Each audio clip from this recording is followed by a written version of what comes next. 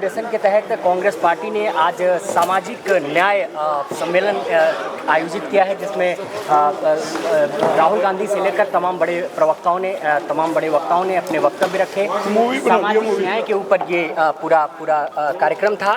हमारे साथ बात करने के लिए राजेश लिलोटिया कांग्रेस पार्टी के एससी डिपार्टमेंट के पदाधिकारी चेयरमैन हैं। सर, पहला सवाल तो यही रहेगा कि सामाजिक न्याय सम्मेलन की ज़रूरत आखिर क्यों पड़ी?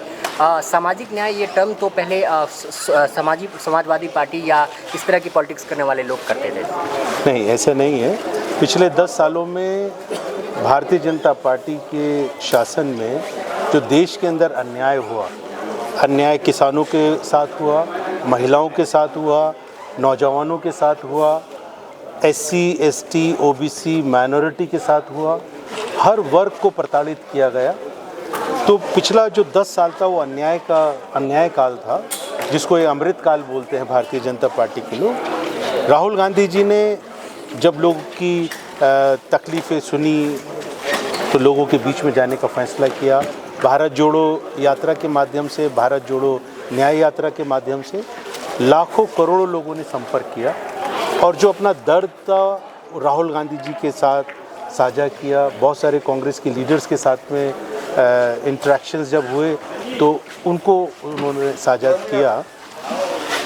राहुल गांधी जी ने अभी जब कांग्रेस पार्टी का मैनिफेस्टो आया तो सबको पेन डाउन करवाया और करने के बाद में ये मैनिफेस्टो जो हमारा न्याय पत्र है, ये न्याय पत्र हमारा एक उसका बोला जाए तो मेडिसिन है। वो उसका एक किस तरीके से बताया जाए कि उसका सॉल्यूशन है कि जो समस्याएं हैं लोगों की, उसका समाधान कांग्रेस पार्टी 2024 में सरकार बनाने के बाद में कैसे करेगी। तो सामाजिक न्याय का आज जो कार्यक्रम हुआ वो इसलिए हुआ कि समाज के अंदर अन्याय भारतीय जनता पार्टी के कार्यकाल में बढ़ गया है और आज भारतीय जनता पार्टी उतारू है, पूरा तरीके से मानसिक रूप से तैयार है कि उसको देश का संविधान ख़त्म करना है। कांग्रेस पार्टी सामाजिक न्याय की बात इसलिए कर रही है क्योंकि संविधान में सामाजिक न्याय है और सामाजिक न्याय अगर संविधान में है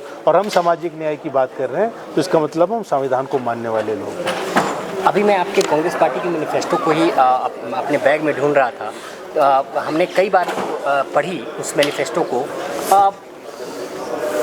जिस तरह से मैनिफेस्टो पे बार प्रधानमंत्री हो या बीजेपी के नेताओं द्वारा जो बातें कही जा रही है, मंगलसूत्र हो, वेल्थ के डिस्ट्रीब्यूशन को लेकर हो, तो हम भी इस अचरज में पड़ जा रहे हैं। इसीलिए हम बार मैनिफेस्टो को पढ़ रहे हैं कि भाई उसमें ये बातें हैं कहाँ, क्या मैनिफेस्टो में ये सारी बातें हैं।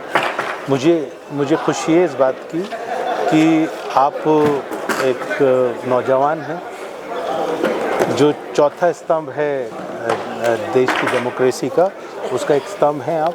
और आप अगर उसके ऊपर आकलन कर रहे हैं, उसका रिसर्च कर रहे हैं कि देश का प्रधानमंत्री आज मंगलसूत्र की बात कर रहा है, मुसलमानों के ख़िलाफ़ बात कर रहा है, मंदिर और मस्जिद की बात कर रहा है। मुद्दा नहीं है ये। मुद्दा ये है कि पिछले 10 साल की रिपोर्ट आज आपको लेकर आनी चाहिए थी कि आप इलेक्शन में जा रहे हैं। 10 साल हमने ये उपलब्धियाँ की, किसानों के लिए हमने ये किया, नौजवानों को जो हमने 2 करोड़ रोज़गार देने की बात कही थी उसमें इतने करोड़ रोज़गार दे दिए। ये सब बातें आज लोगों के बीच में जाकर करने की थी।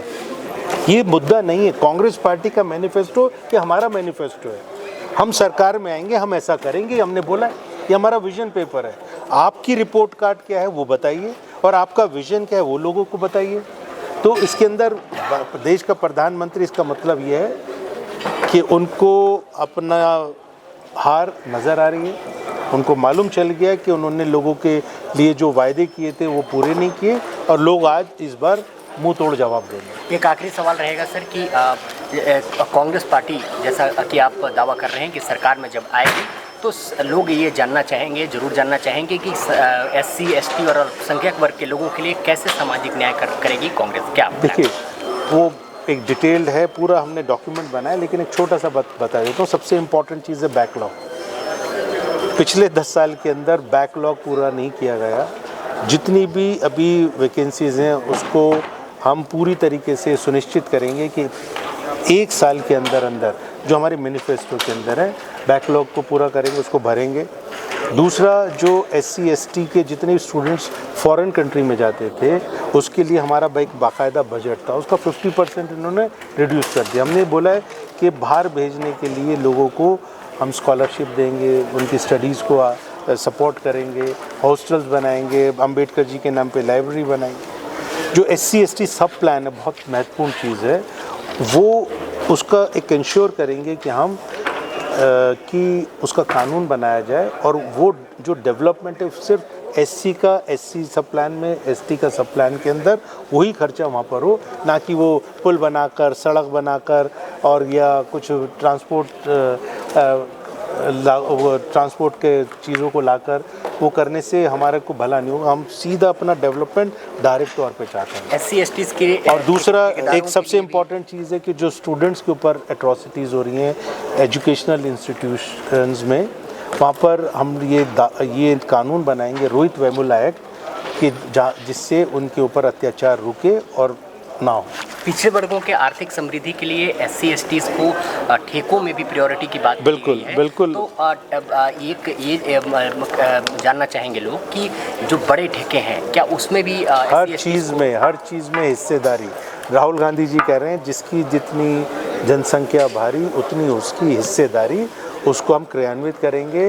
राहुल गांधी जी ने कहा मेरे लाइफ का ये मिशन है कि कास्ट सेंसस करवाऊँ, कास्ट सेंसस करवा के जिसको जितना मिलना चाहिए उसकी जनसंख्या के हिसाब से उसको दूँ। बहुत बहुत धन्यवाद झारखंड रिपोर्टर से बात करने के लिए।